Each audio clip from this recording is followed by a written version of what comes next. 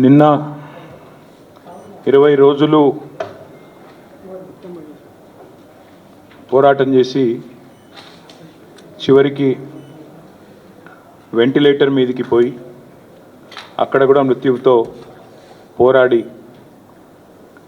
చనిపోయిన పాప వాంకిడి గ్రామానికి సంబంధించిన పాప శైలజ గారికి, వారితో పాటు ఇప్పటి వరకు కాంగ్రెస్ ప్రభుత్వం వచ్చిన తర్వాత గురుకుల పాఠశాలల్లో మరణించిన 48 మంది పిల్లలకి, వారి కుటుంబ సభ్యులకి ముఖ్యంగా మా పార్టీ తరపున ప్రగాఢమైన సానుభూతిని, ప్రగాఢమైన సంతాపాన్ని తెలియజేస్తూ, నిజంగా కూడా ఈ ప్రభుత్వం కనీసంగా పేద పిల్లలు ఎవరైతే తల్లిదండ్రులు ప్రభుత్వమే తల్లిదండ్రి చూసుకుంటుంది మా పిల్లల్ని అని చెప్పి భావించి గురుకుల పాఠశాలకు పంపిస్తారు.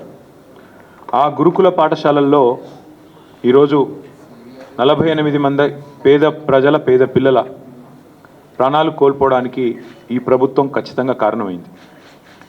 ఇవి మామూలు మరణాలు కావు.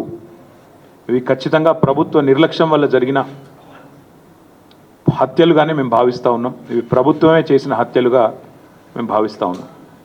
నాకు బాగా గుర్తుంది, నా నియోజకవర్గమైన సిరిసిల్లలో ఎల్లారెడ్డిపేట గ్రామానికి సంబంధించి ఒక బాబు ఇట్లాగే గురుకుల పాఠశాల కోరుట్లలో చనిపోతే నేను పోయి ఆ కుటుంబాన్ని, ఆ తల్లిదండ్రిని పరామర్శించి వచ్చిన. ఆ తల్లి ఆ రోజు నాకు చెప్పిన మాట, నాకు జరిగిన క్షోభ ఇంకెవరికి జరగకూడదన్నా, దయచేసి ప్రభుత్వం మీద పోరాడండి, ప్రభుత్వాన్ని ప్రశ్నించండి అన్నారు. మేము ప్రభుత్వాన్ని ప్రశ్నిస్తూనే ఉన్నాం, నిలదీస్తూనే ఉన్నాం, ప్రభుత్వానికి తన బాధ్యతను గుర్తు చేస్తూనే ఉన్నాం. కానీ ప్రభుత్వం ఇప్పటి వరకు కనీసం గురుకుల పాఠశాలల్లో ఉండే పరిస్థితుల పట్ల, ముఖ్యంగా ముఖ్యమంత్రి రేవంత్ రెడ్డి ఈరోజు వరకు ఒక సమీక్షా సమావేశాన్ని కూడా నిర్వహించని మాట వాస్తవం. అందుకే ఆ 48 మంది పిల్లలు ఎవరైతున్నారో వారి మృతికి ఖచ్చితంగా ఈ రాష్ట్ర ప్రభుత్వమే బాధ్యత తీసుకోవాలి. రేపు శాసనసభ సమావేశాల్లో కూడా ఆ పిల్లల కుటుంబాల తరపున, ఇంకా లక్షలాదిగా ఉన్న పేద పిల్లల కుటుంబాల తరపున ప్రభుత్వాన్ని తప్పకుండా నిలదీస్తాం. ప్రభుత్వాన్ని తప్పకుండా ఈ విషయంలో శాసనసభలో కూడా 100% చీల్చి చెండాడుతామనే మాట కూడా మీకు నేను తెలియజేస్తా ఉన్నా.